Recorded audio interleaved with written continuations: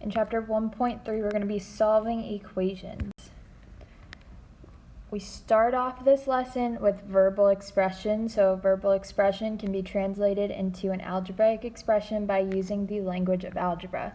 So we can say mathematic equations as a sentence, which would be a verbal expression, by using these words. So if we're adding in our equation, we would say plus the sum of, increased by, total, more than, or added to.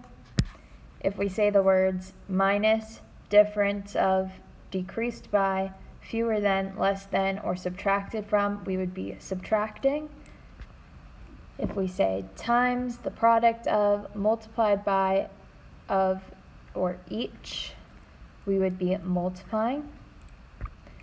And then lastly, if we say divided by the quotient of or per, we're dividing. So now we're going to take a look at some examples.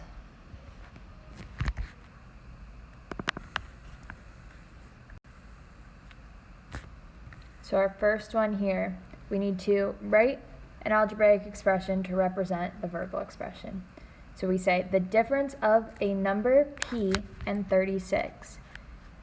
Here we use the word difference, which if we look on the last page, different means that we are subtracting. So the difference of a number p and 36 would be p minus 36.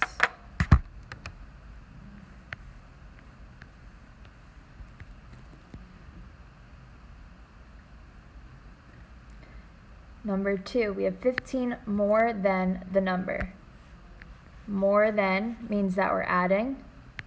So we have q plus 15.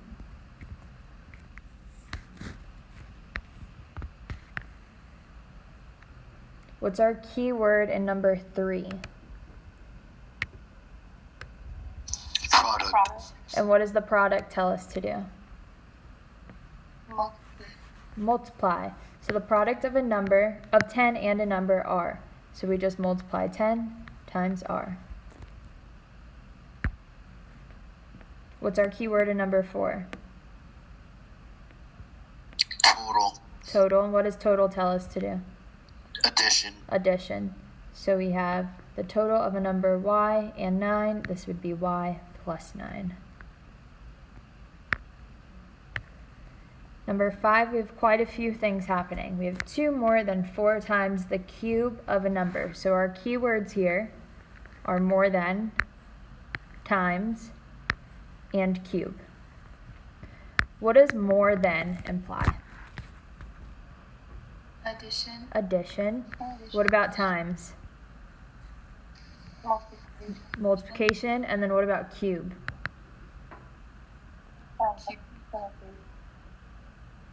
What does it mean? Like 3. So our exponent is 3. So the cube of a number, we can make that number n. The cube of n would be 3. So now we have 2 more than 4 times the cube of a number. So we're going to multiply this n to the 3rd power by 4. And then 2 more than this, we just add 2. So we could write it like this. We could also put the 4 out front. So we would have 4n cubed plus 2. These being the same thing.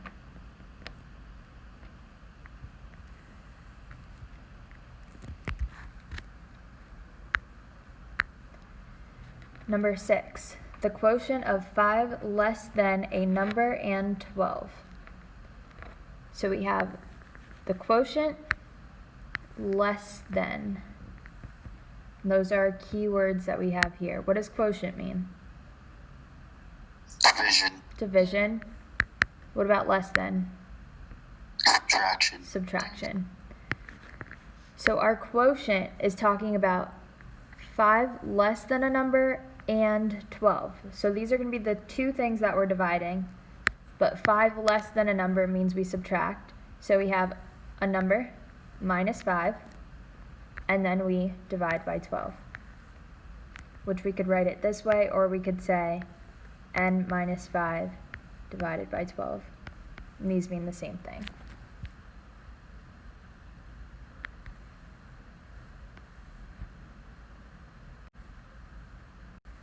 Okay, on the next page, we're going to take our equation and put it into a verbal sentence. So what would we do for A? How would we say this as a sentence?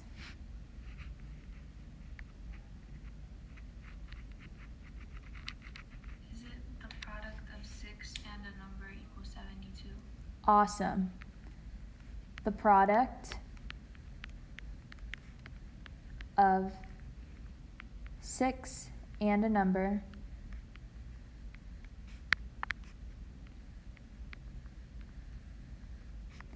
is 72. We could also say 6 times a number is 72. We could say 6 multiplied by a number is 72. So there's different ways that we could write this. What about for B? How would we put this into a sentence? A number plus 15 equals 91. Awesome. A number plus 15 is 91.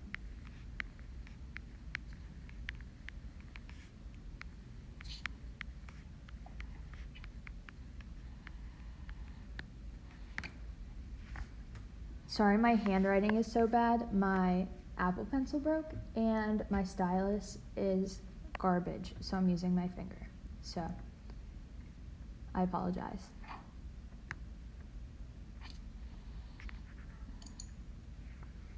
All right, ready for the next slide?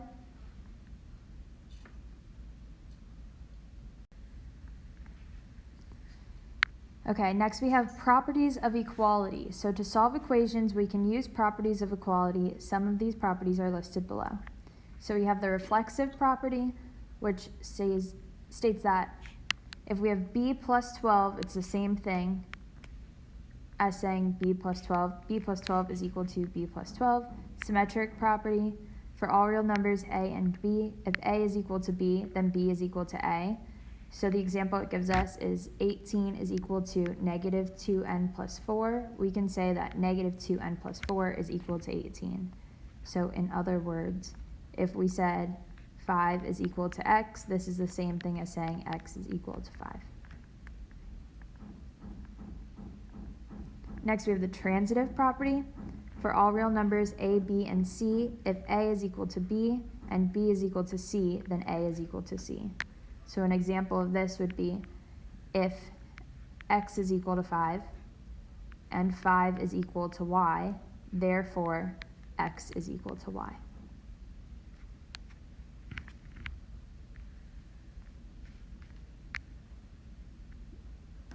And then substitution says that if a is equal to b, then a may be replaced by b and b may be replaced by a. So in the example it gives us, if 6 plus 1 times x is equal to 21, then 7 times x is equal to 21. So we could replace 6 plus 1 with 7 because those are the same thing. So here, the important thing is that you know that you're able to do what these properties tell us that we can, but you don't need to focus on the words that it gives you. So you don't need to know the symmetric property tells you can do this. Just know that you are able to do this with the symmetric property.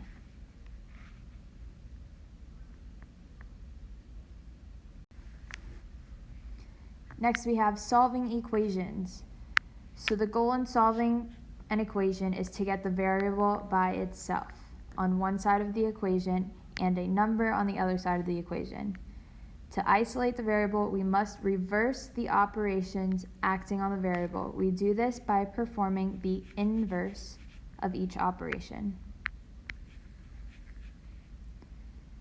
So if we were adding, what's the inverse of addition? Subtraction. What's the inverse of subtraction?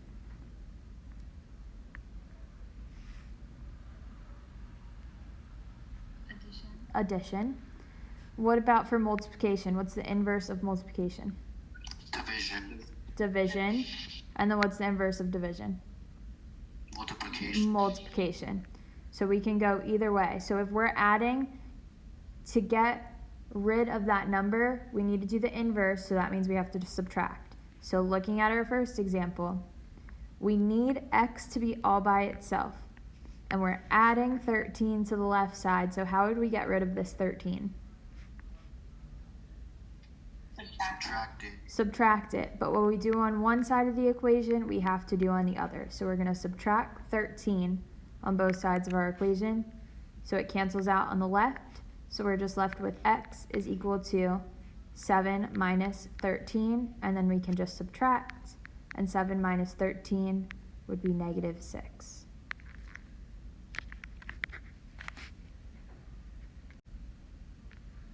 Looking at the next example, how would we get rid of this negative 6 to get x all by itself? 42 divided by negative 6. Right, we need to divide both sides by negative 6. So it'll cancel out on the left, so we're just left with x all by itself, and then we have 42 divided by negative 6, which would be what? Negative 7. Awesome, negative 7. So x is equal to negative 7.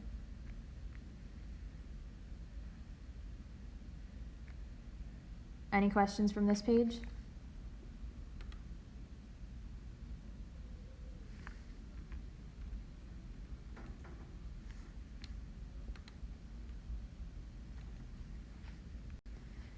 All right, to the next slide. So here it gives you like a play-by-play of what we need to do to solve an equation for a variable. So we would need to simplify each side of the equation if needed by distributing or combining like terms. Next, we would move variables to one side of the equation by using the opposite operation of addition or subtraction. And then we isolate the variable by applying the opposite operation to each side. So first we use the opposite operation, which is the same thing as saying the inverse of addition or subtraction, and then we would do the inverse of multiplication or division, and then we check our answer. So what would be the first thing that we do here? You add 8 on each side. Perfect. We add 8 on both sides. So we have no like terms that we need to combine, so the next step would be to use the opposite operation of addition or subtraction. So we're doing this step here by moving 8 to the other side. So we can cancel it out on the left. So we have negative 6y is equal to, and then we add 8 on the right. 16 plus 8 would be 24. What do we do next? Divide by negative 6. So then we have y is equal to 24 divided by negative 6, which gives us what? Negative 4. Negative 4. Awesome. Now to check our work and see if we did this right, we could take negative 4 and plug it in to y into our equation. So we would have negative 6 times negative 4 minus 8 is equal to 16. What's negative 6 times negative 4? 24. 24. So then we have 24 minus 8, which is what? 16. Awesome, 16. So we get 16 is equal to 16. Once these two are equal, we know we did our equation right, so our answer is correct. So y is equal to negative 4. So we can always just take that extra step and check our work just to make sure we did it correct. Any questions here?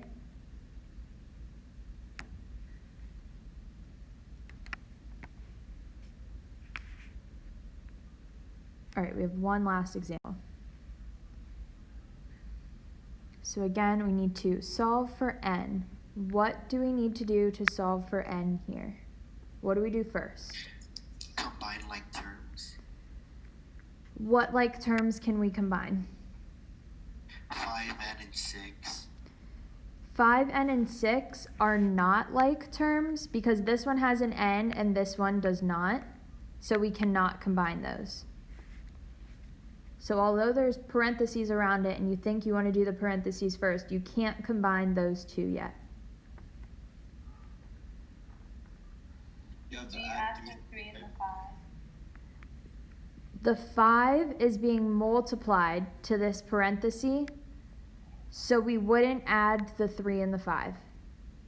So 3 plus 6. And Nope, not 3 plus 6. no, the 233. What do we do to the 233? Don't we add that by 3? So our goal is to get n all by itself. So we need to get everything that's happening over here other than n to go to the other side. So the first thing we're going to do is undo this side of the equation. So we're going to subtract 3 on both sides. So it's going to cancel out on the left. So we're just left with 5 times 5n plus 6 on the left, and 233 minus 3, which is 230 on the right.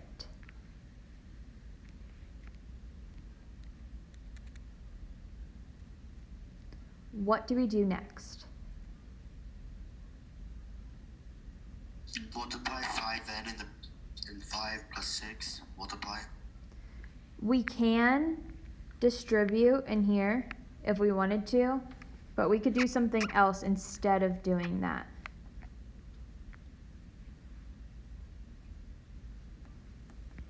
What do you think?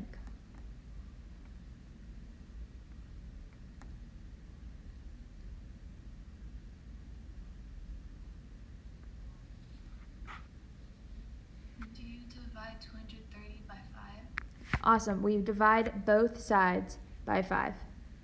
So the 5 cancels out on the left.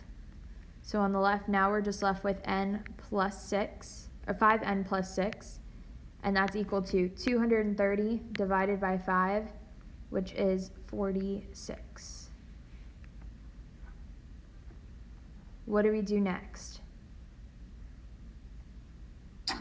Subtract 6 on both sides. Subtract 6 on both sides. So we have 5n is equal to 40. And then what do we do? Divide both sides by 5. So we're left with n is equal to, what's 40 divided by 5? 8. 8. So we get n is equal to 8. I'm going to do it on the side here, but somebody said that we could distribute. So we have 5 times 5n plus 6 is equal to 230. I'm going to show you that yes, you can distribute and you'll get the same answer. So I'm just going to do a different way on the right over here. So we can distribute the 5 to both things on the inside of our parentheses. We have to make sure that we're multiplying the 5 by both. So we have 5 times 5n, which would be what? 25n. 25n. And then we have to multiply 5 times 6. What's 5 times 6? 30. 30. What would we do next? Subtract 30 on each side. Subtract 30 on each side.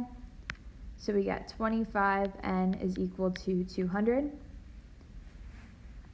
And then what do we do? Divide 25 with 200. So we get n is equal to 8. So we get the same answer doing it either way. So both ways work. You just have to make sure when you have 5 being multiplied to two numbers in a parentheses that you multiply it to both of them. So you just got to make sure you distribute to both things inside the parentheses. Now we can check our work by taking 8 and plugging it into n. So I'm going to do that on the left over here. We have 3 plus 5 times 5 times 8 plus 6 is equal to 233. What would we do first here to solve this equation? Parentheses. Parentheses. So I'm going to keep everything outside the parentheses the same. What do I do first inside the parentheses? You multiply 5 times 8. Perfect. What's 5 times 8? 40. 40, and then we add the 6. So inside the parentheses, we get 46.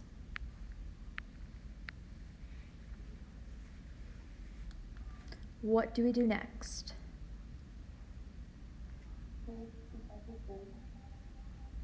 What was that?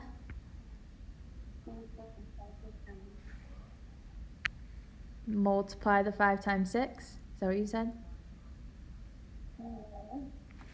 I can't hear you. You're Do we muffled. subtract the 3?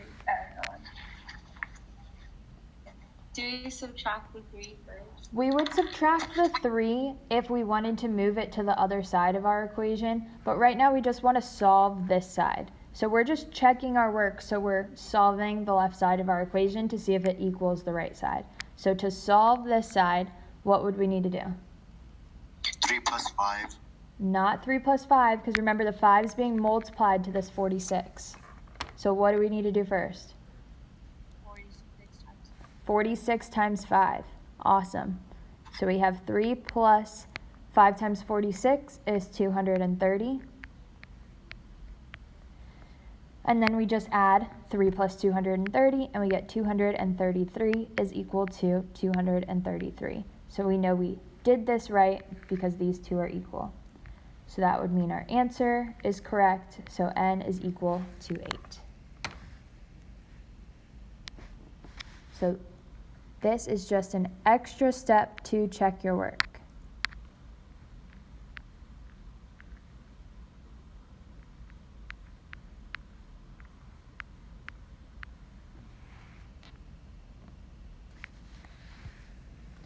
Any questions from 1.3?